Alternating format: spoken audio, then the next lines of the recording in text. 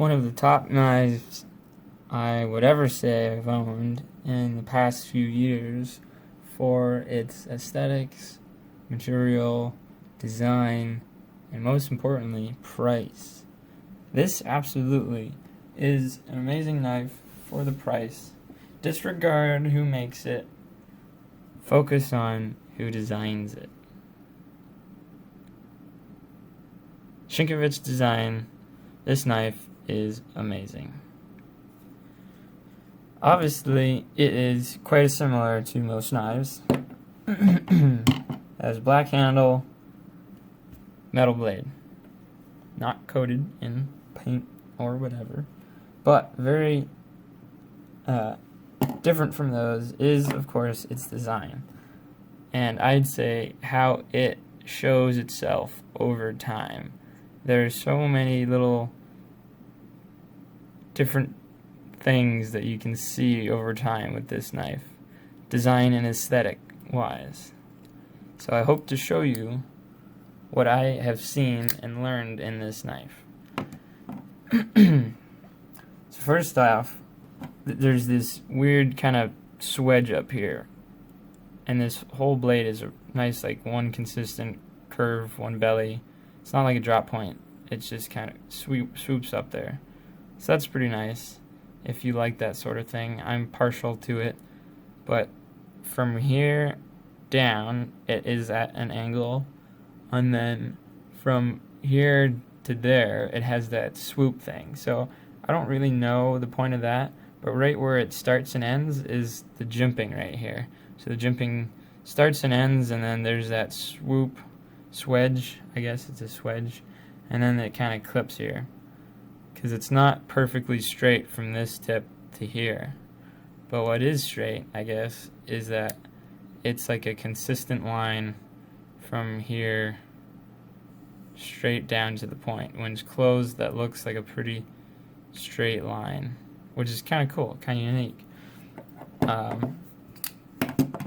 Kind of like this, right? How it would be like a straight line to here, except this is, as you can see, pretty thick still at the tip up there. And there's other knives that have thickness up until where this this ground section comes up, and then it changes from fat to thin over there. But that's really interesting and unique and a little different. So I think that part of the design is when it's closed, you do see that it's like a straight continuous line. That's pretty cool. And in the open position, it kind of shares a similar line with this line here, right? Which is really nice and aesthetic. And that kind of shows that there's this one point there, so your kind of eye is drawn right to this point, and there's like this one nut there. There's obviously a big one there, and a few over here, which has a separate little piece of metal for the pocket clip, right? For the other side, like, yes, there's no pocket clip there, but we'll put a piece of metal there and fill it in so it's a little more aesthetic. And we have, the screws right there, just in case you want to switch it. So that is just pretty sweet. Aesthetically, the handle is simple, and we just get like 1, 2, and I count those as one thing since they're so close to each other. So 1, 2, 3. Very simple, angular design, it's almost straight, but it's not. Straight back, and then it goes down. That's pretty cool. So we see that the blade is pretty unique and different, and in the closed position, we see, it's very slim and compact, and it's nice, but it's smooth right there on the blade with the handle. So we can set it down, and it stands. It's pretty solid and sturdy. Can't stand all knives like that. But it's just a nice little touch to see that it is flush there. And it just is pretty sweet, even in the closed position, or in the open position, that lines up nicely with there and continues that line. In the closed position, we see that at this stage, right there, you can kind of see that stupid little hook. Doesn't seem like that has any other purpose besides having this pivot so far forward on the knife, right? It's quite forward, it's right like left of this, versus having it back there. And you don't see it. You don't see the pivot when it's open, which is nice. You just get this continued blade right into the handle, and then it's open. Like that is pretty sweet. And that happens just because he made this giant, gouge out of it for the pivot to go all the way into the blade. And that may not be great structurally or something, integrity-wise, but I just think that is such a, sweet little touch that he did. Because now you don't see the pivot, right? That one, I guess, doesn't have a pivot that it hits. Some are internal as well, but right, it just looks a little different aesthetically from other knives. I think it's nicer. And the liner is recessed, so we wouldn't see that up top, right? So that's nice. And of course it's the liner lock, so recessed liner, and that liner that is on the liner side is the liner lock. It's the same thing with this one. And that's why this knife is really awesome, because it's lightweight yet structural. It still has one liner, which makes it pretty sturdy, and that is where the liner is. But this one is nicer to close, in my opinion, than this one. And I've always felt that closing this knife is kind of annoying, since there's not that much of a different, there's not a lot to put your finger on. And what there is there is it's jimped, so it's a little uncomfortable. Oh, this one is a nice tab, pretty much, and that's quite easy and pleasant to close. It's even obviously cut out a lot just for your ease of closure. So this blade is pretty sweet, and like I said, in the closed position now that sits flush because of its, it curves around that pivot there, and this pivot is at that thickest part of the blade right there, where it kind of angles back here and it kind of is flatter here, so like that point is kind of the thickest, and so that's where the pivot is, so that kind of dictates that design shape maybe here on either side. And these little bulbous curves right around the fastening system there, the nut, the bolt, whatever, it only is there because of that. It's because it's so close to that edge that it needs a little trim space around there.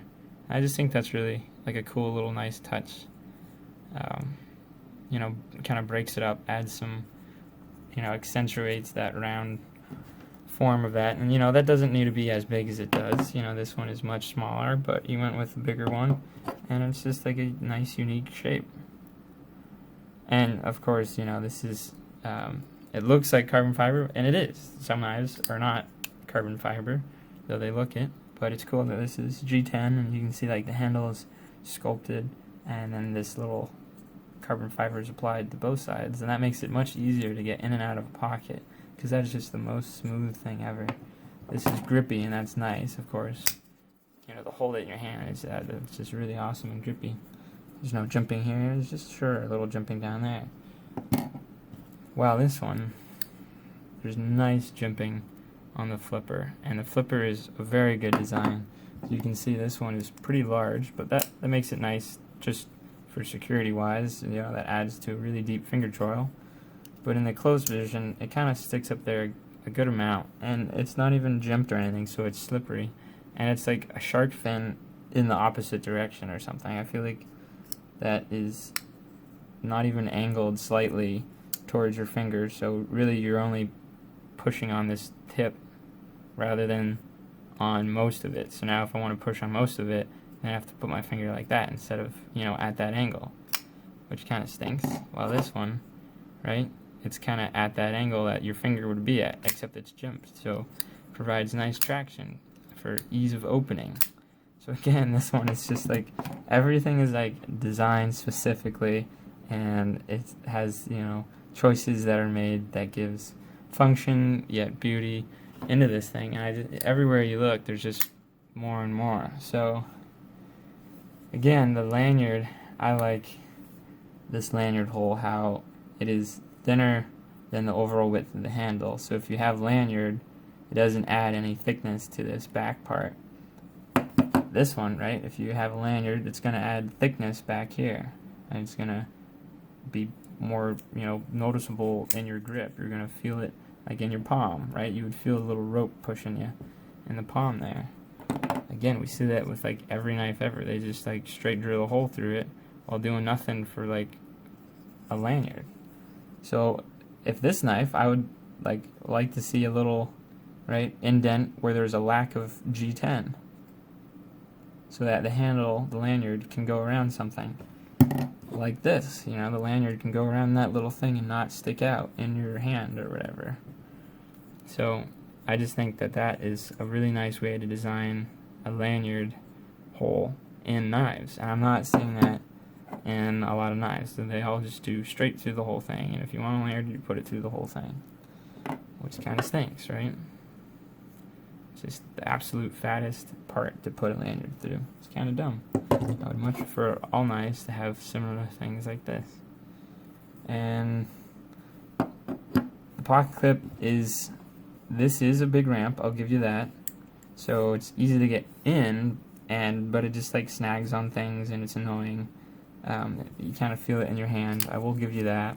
That is kind of like a downside, but it does prop itself up versus laying flat. Right? It's just kind of like at a cool angle like this one does, right? Instead of just laying there, it kind of like, tilts itself to you, per se. So it wouldn't be as nice maybe if it didn't stick up as much.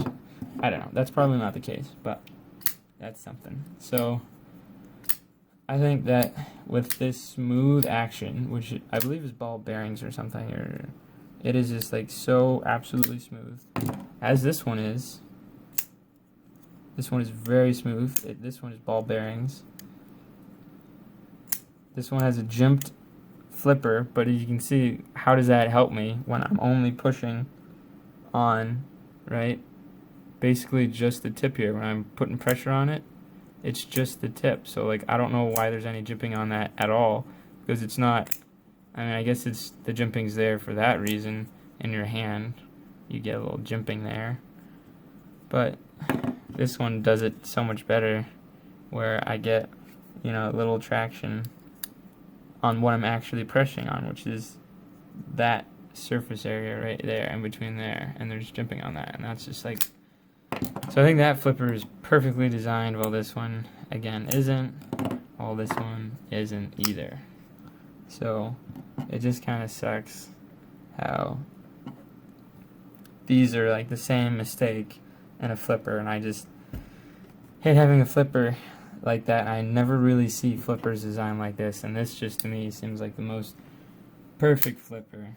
And I don't know, this thing is just such a cool design. It's a great blade length. It's a great blade overall length. The handle grip is nice. It's not like a Mannix or anything with like ultimate traction on that, where it really fills your hand. This one is just like, I think this is a really perfect EDC knife because it's super compact, right? It's thin and slender, and the overall width is not that bad, and it's very lightweight. The flipper doesn't stick out that much. Cough, cough, Kershaw, right? That stupid flipper sticks out a lot, and when you look at it, you're like, I see this awesome straight line, and then here comes this giant thing. Like, if that was not there, it would be much more thin and sleek, while this one is smaller. It seems like it is really great in the pocket. So I love this thing. And I mean, it's black coated pocket clip anyways. That's really awesome, right? This is shiny. This is black, so that's cool. This is shiny, right? Most pocket clips are shiny, but I like a dark pocket clip. And of course they did have to put Kershaw on there, but that's fine. I would prefer not to, but yeah. And like that where this shiny part meets the grind, that just continues. That line continues into there. Like, there's just every little detail. Like, you just find something that just lines up, you know, and that is such a unique thing. And I just think that is so cool that they, you know, really put this like design into everything. It is a cool knife for sure, and I think there's, like I explained, hopefully I got all of it.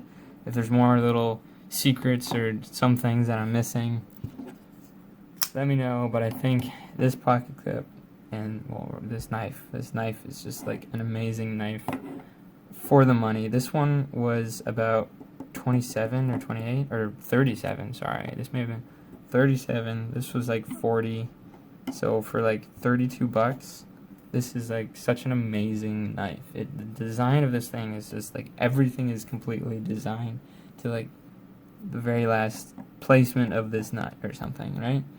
So it's just an amazing knife. I only wish that it was, I mean, HCR13 steel, whatever. I don't know, for something like this, I would honestly pay probably 40, 45 bucks for an upgraded steel version. 50 would be, you know, borderline. I mean, this thing is like a custom knife, right? It's like, this literally looks like a zero tolerance knife. The zero tolerance knife is just bigger, and it's like $300. This is the cheaper, smaller version, which is more pocket friendly. It would just be cool to have a nicer blade steel, because literally the finish and the fit and finish quality on this thing is just great. So really, this knife is like so much bang for your buck. I think it's just really one of my top knives right now. So I hope I've expressed my love and admiration of this knife and the design of it. And if you haven't bought one, if you have not bought one, buy one and get two, get each color, whatever. I think this is an awesome knife. Thanks for watching.